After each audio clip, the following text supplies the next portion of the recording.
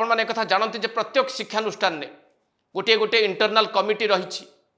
जो माने अंतत पक्षे जितेबाला ए प्रकार अभियोग आसीबो तार तदंत करिक दृढ़ कार्यानुष्ठान सुपारिश करेंगे। जो माने ए तदंत कमिटर सदस्य थिले से माने की प्रकार तदंत करथिले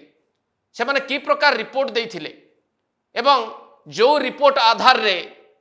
से प्राध्यापक जनक दंडित हो पारे ना बा तांको विरोध रे कार्यानुष्ठान निया जाई पारला नाही एवं कॉलेज रो जे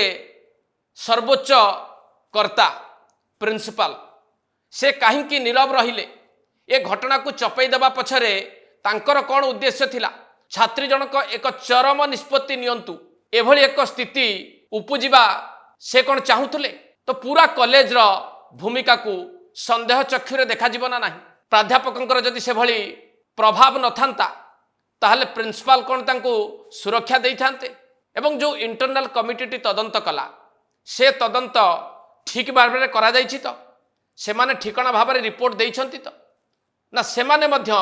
जानी शुणी ए घटनाटी को चापी दबाकू चाहिए।